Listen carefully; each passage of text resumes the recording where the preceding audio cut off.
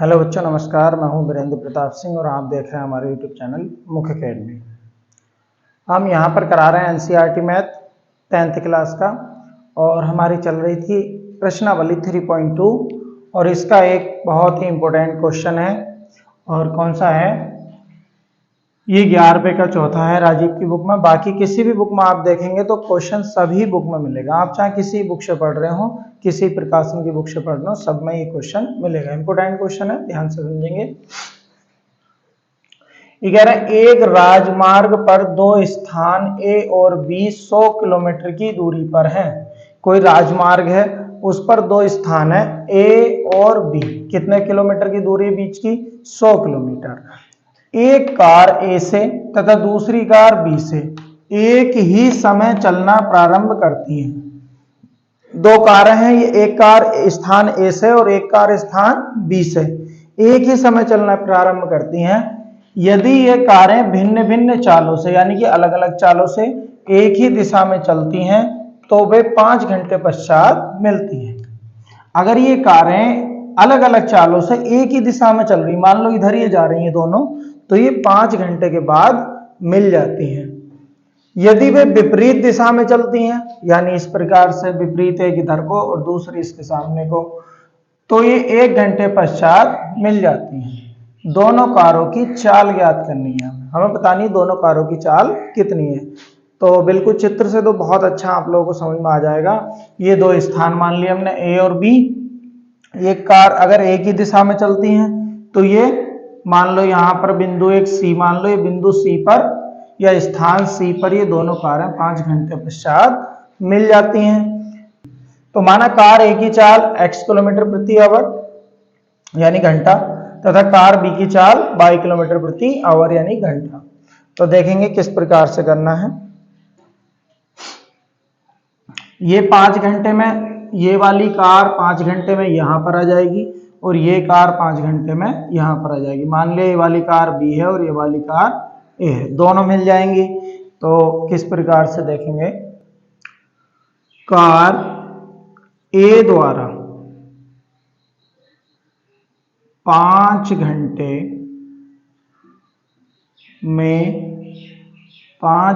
में चली दूरी तो ये 5 घंटे में कितना चलेगी कार ए? कार ए 5 घंटे में 1 घंटे में चलती है x किलोमीटर हमने माना है, तो 5 घंटे में चलेगी 5x किलोमीटर। तथा कार बी द्वारा 5 घंटे में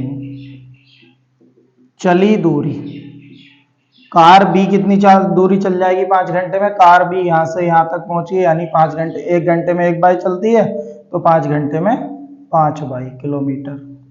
ये इतनी दूरियां चल जाएंगी। फिर समझ लें, ये वाली कार भी यहां तक जा रही है, ये वाली कार यहां तक चल रही है, तो 1 घंटे में 1 एक्स चलती है तो 5 घंटे में ये 5x किलोमीटर जाएगी यहां से। ये वाली कार 1 घंटे में 22 किलोमीटर जाती है, तो 5 घंटे में ये 5 बाई किलोमीटर जाएगी यहां से। ठीक है। अब हमने क्या देखा कि जो कार ए है ये यहां से यहां तक गई है और ये केवल यहां से यहां तक गई है, दोनों तभी तो मिली एक जगह। तो इसका मतलब ये हुआ कि कार ए ने इससे कितनी दूरी ज्यादा तय की? इस लाइन को देख लें, एक लाइन यहां तक है और एक केवल यहां से, तो एक कार ए ने जो दूरी एक्स्ट्रा तय की वो है हमारी केवल 100 किलोमीटर। यानी इस वाली दूरी में से ये वाली दूरी घटा दें तो ये वाली दूरी बच जाएगी। तो कह सकते हैं तब प्रश्नानुसार पूरी दूरी कितनी है? 5x। कार ए द्वारा चली गई दूरी कितनी है? 5x। और कार बी द्वारा चली गई दूरी 5 बाई, यह है 5 बाई किलोमीटर। तो इन दोनों के जो बीच की डिफरेंस है वो कितना हो गया? 100 किलोमीटर का। तो ये वाली दूरी इस वाली से 100 किलोमीटर ज्यादा है, यानी कार ए द्वारा 100 किलोमीटर ज्यादा तय की गई है दूरी। तो दोनों का डिफरेंस हो गया 100। इसको 5 से भाग कर देंगे तो या इसको लिख सकते हैं x, 5 × 5 22 और 5 से भाग करेंगे 20 बार, 20 किलोमीटर। किलोमीटर मत लिखिए ऐसे। ये बन जाएगी हमारी समीकरण नंबर 1। पुनः प्रश्नानुसार फिर समझेंगे। यदि ये कारें विपरीत दिशा में चलती तो 1 घंटे बाद मिलनी है। मान लो बी की चाल कितनी है या ए की चाल कितनी है, मान लो ये इस बिंदु पर दोनों मिल रही है। कितनी देर में मिल रही है? 1 घंटे में। यानी 1 घंटे में चली गई दूरी ए की और 1 घंटे में चली गई दूरी बी की। कार 1 घंटे में कितनी चलती है? x kilometre. और कार बी 1 घंटे में कितना चलती है? y kilometre. तो दोनों जोड़ के किसके बराबर होना चाहिए भाई? दोनों जब मिलेंगी यहाँ पर तो कितनी दूरी तय कर लेंगी? 100 किलोमीटर की। तो हम कह सकते हैं x + के y बराबर 100। समीकरण नंबर 2। बस समीकरण 1 व 2 से हल कर देंगे। समीकरण 1 व 2 से समीकरण 1 है x - y बराबर 20। समीकरण 1 हो गया। x + के y बराबर 100। समीकरण 2 हो गया। ये माइनस प्लस के कट गए। x और x कितना हो गया? 2x और बराबर 100 और 20 120। 2 से इसको डिवाइड कर देंगे 60 बार, या x बराबर आ गया 60 किलोमीटर प्रति आवर, यानी 60 किलोमीटर प्रति घंटा। किसकी चाल आ गई? कार ए की चाल आ गई। इसको रख देंगे समीकरण 2 में रखने पर। समीकरण 2 कितना है? x + y बराबर 100। किसी भी समीकरण में रख सकते हैं। x की वैल्यू डाल देंगे 60 + y, इधर देखें x + y बराबर 100। x की वैल्यू डाल देंगे 60 + के y बराबर 100। 60 उधर माइनस में, y बराबर हो जाएगा 100 - के 60, या y बराबर आ जाएगा 40 किलोमीटर प्रति आवर। अतः कार ए की चाल आ गई 60 किलोमीटर प्रति घंटा तथा कार बी की चाल आ गई 40 किलोमीटर प्रति घंटा। भाई हम इसका आंसर भी चेक कर सकते हैं। ये कार ए चलेगी 1 घंटे में 60 किलोमीटर, मान लो यहां तक आ गई। कार बी चलेगी 1 घंटे में 40 किलोमीटर, मान लो ये यहां तक जाएगी। तब दोनों मिला के कितना चल जाएंगी? 100 किलोमीटर। बस ये।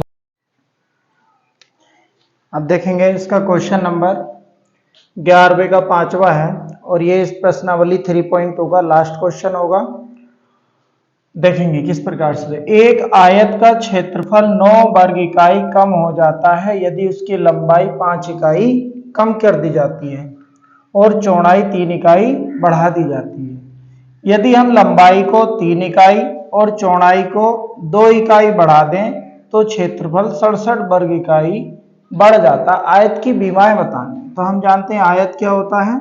जिसकी आमने सामने की भुजाएं बिल्कुल बराबर होती हैं, आयत कहलाता है। ये आयत हो गया।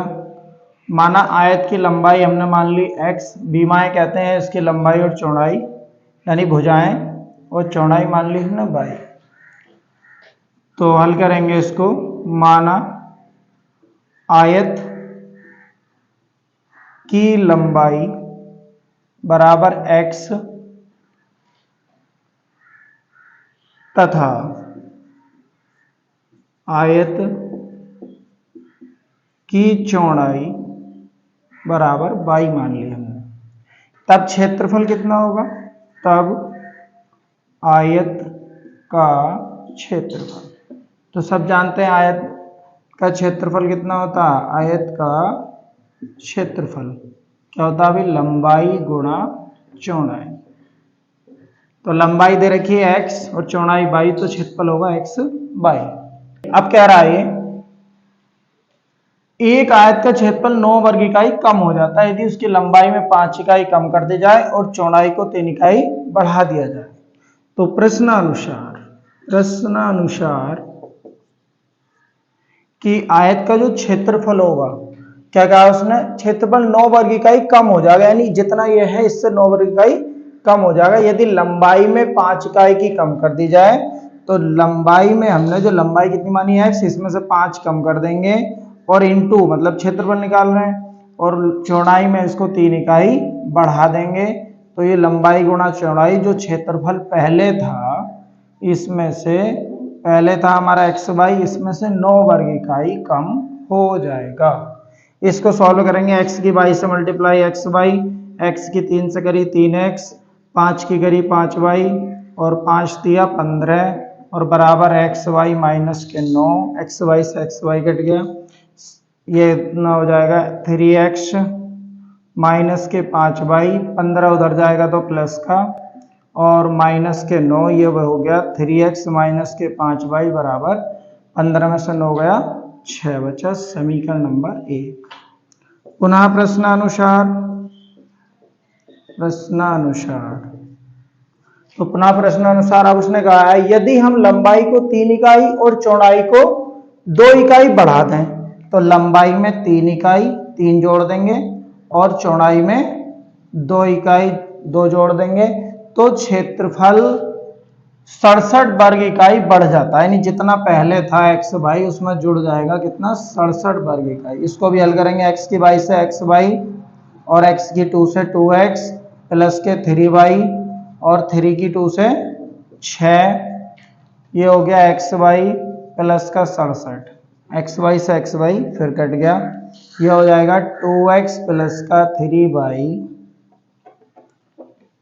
बराबर 67 और ये 6 उधर माइनस में पहुंचेगा तो 6, ये हो गया 2x प्लस 3y बराबर यहाँ से बच गया 61 61 समीकरण नंबर 2। बस समीकरण 1 और 2 को हल कर लेंगे। यहाँ लिखेंगे समीकरण 1 व 2 से। अभी हम क्या करना है कि समीकरण 1 दे रखी है 3x माइनस 5y बराबर 6 और समीकरण 2 दे रखी है 2x प्लस 3y बराबर 61। तो हमें या तो x को बराबर करना होता है या y को बराबर करना होता है विलोपन विधि में। तो हम इसका y को बराबर कर रहे हैं तो y को यहाँ पर गुणा कर रहे हैं समीकरण 1 को 3 से और समीकरण 2 को 5 से। तो यहाँ लिख देंगे समीकरण 1 को 3 से तथा समीकरण 2 को 5 से गुणा करने पर तो समीकरण 1 को 3 से कर रहे हैं, 3 तिया 9x और 3 पंजे 15y बराबर 3 6 18, समीकरण बन गई 3। इसको नया नाम दे देंगे। इसकी करेंगे 5 दूनी 10x प्लस 5 तिया 15y बराबर 5 ही कहना 5 और 5 6 30, समीकरण हो गई 4। इसको हल किया तो ये 15y से 15y कट गया, 10x और 9x 19x बराबर, इसको भी जोड़ देंगे 8 5 13 का 3, 1 और 1 2 3, 19 से इसको भाग कर लेंगे, से इसको काटेंगे 19 ही का ना 19 बचेगा हमारा 13 यहाँ से। तो 13 जब बच गए हो गया 133, तो 19 सत्ते 133, ये हो गया x बराबर 17, x बराबर हो गया 17। x का मान समीकरण कोई से में भी रख देंगे, x का मान समीकरण 2 में रख देंगे। ये समीकरण 1 में किस में भी रख सकते हैं, समीकरण 2 में रखने पर।